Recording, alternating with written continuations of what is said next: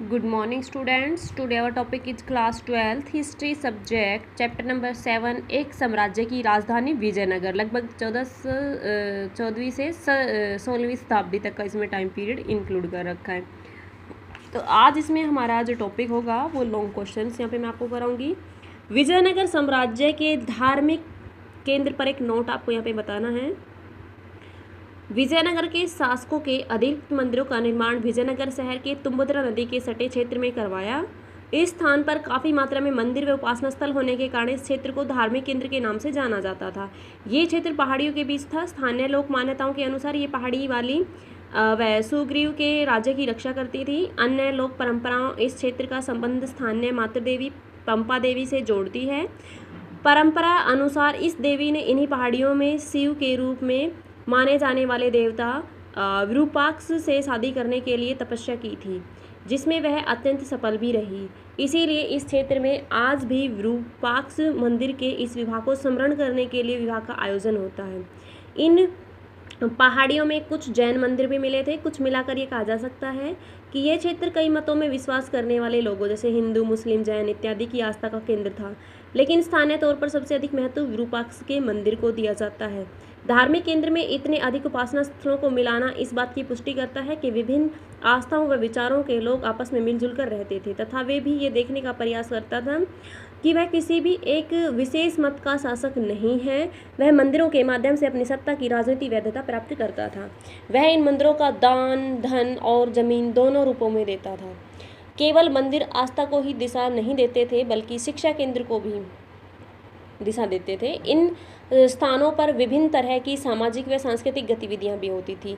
इन कार्यक्रमों के कारण समाज का एक बहुत बड़ा वर्ग इनसे जुड़ा रहता था। शासकों को देखा देखी नायक भी अपने क्षेत्रों में मंदिरों का निर्माण करवाते व दान देते थे।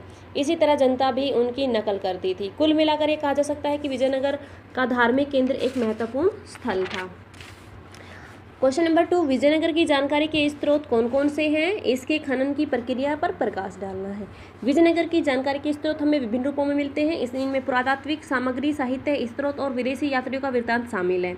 इनमें से अध्ययनकर्ताओं ने फोटोग्राफ, मानचित्र, उपलब्ध भवनों की खड़ी संरचनाएं और मूर्तियों की ओर विशेष ध्यान दिया है। मैकेंजी द्वारा प्रारंभ में सर्वेक्षण के बाद जो रिपोर्ट दी गई उनको अभिलेखों में के वर्णन और यात्रियों के वृत्तांत से जोड़ा गया। 1976 ईस्वी में हम्पी को राष्ट्रीय महत्व का स्थल घोषित करा दिया। 1980 के दशक में खनन कार्य और अधिक गहन, व्यापक, योजनाबद्ध किया गया। इसके परिणामस्वरूप विजयनगर के अवशेष सामने आए। विजयनगर की जानकारी का जो मुख्य स्रोत पुरातात्विक सामग्री है। ये पुरातात्विक सामग्री की खुदाई या खनन प्रक्रिया के बाद ही प्रयोग की हो सकी है।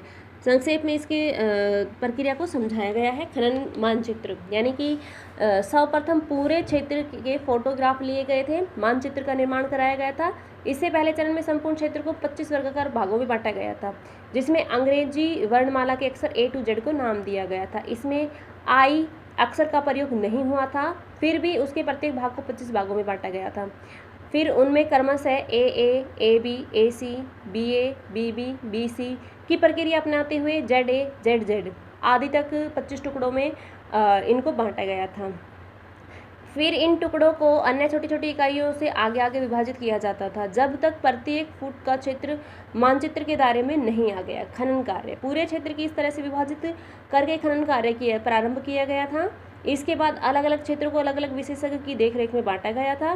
फिर गहन खनन का कार्य प्रारंभ हुआ। अलग अलग क्षेत्र की संरचनाएं बाहर आने लगी, लेकिन इन्होंने आकार तब लिया जब आपस में इन टुकड़ों को जोड़ लिया था। फिर यहाँ देवस्थल, मंडप, विशाल, गौरमपुर, शाही स्थल, धार्मिक केंद्र, सड़क, बरामदे, बाजार आदि के अवशेष सामने आए। इन सभी स्थलों की पहचान स्तंभों की आधार भी की गई थी। प्राप्त अवशेषों से लकड़ी की कोई भी चीज़ उपलब्ध नहीं हो सकी। नेक्स्ट जो क्वेश्चन होगा वो है हमारा नायक और अमर नायक व्यवस्था के बारे में आप क्या समझते हैं? तो नायक और अमर नायक व्यवस्था। विजयनगर साम्राज्य में शासन का प्रमुख जो राय होता था, राय अपने साम्राज्य के आंतरिक व बाह्य तौर पर शांति व सुरक्षा करने के लिए सेना का निर्भर था।